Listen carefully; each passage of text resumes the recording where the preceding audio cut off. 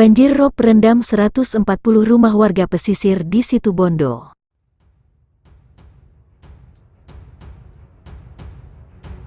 Sebanyak 140 rumah warga di 3 desa pesisir di Situbondo terendam banjir rob dengan ketinggian hingga 50 cm. 3 desa itu adalah Desa Pesisir Besuki, Desa Demung dan Desa Kilensari.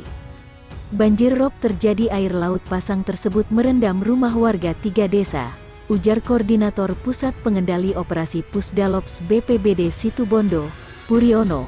Selain ratusan rumah terendam air laut, sejumlah kapal milik nelayan di 3 desa tersebut juga rusak akibat dihantam ganasnya ombak yang juga cukup besar.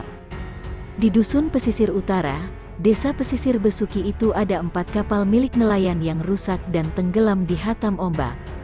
Ditaksir kerugiannya mencapai 320 juta rupiah, karena satu perahu ditaksir harganya 100 juta rupiah dan satu perahu rusak parah kerugiannya mencapai Rp.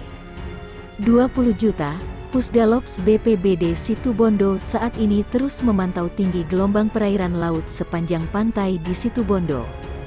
Dengan mengerahkan personel BPBD dan relawan untuk asesmen di titik-titik rawan bencana banjir rob. Kita lakukan pemantauan, karena gelombang laut cukup tinggi di sepanjang pesisir Situbondo, paparnya. Puriono mengatakan, tidak ada laporan korban jiwa dalam peristiwa banjir rob ini.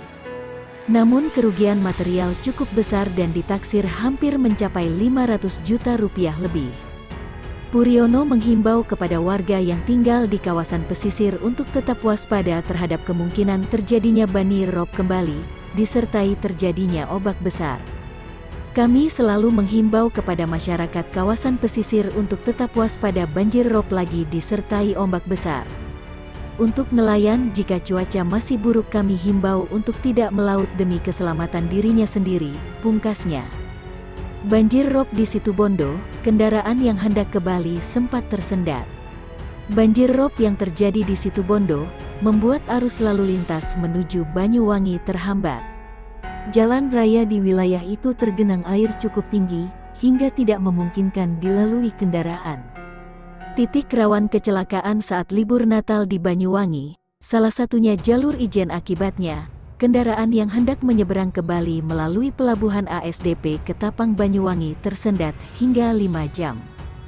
Kepadatan terjadi sekitar 2 km mulai Terminal Sri Tanjung hingga pintu masuk ke ASDP Ketapang, hingga sub sekitar Kanit Turjawali. Satlantas Polresta Banyuwangi Ibtu Budi Mujiono mengatakan, banjir rob di Situbondo terjadi pada malam hari.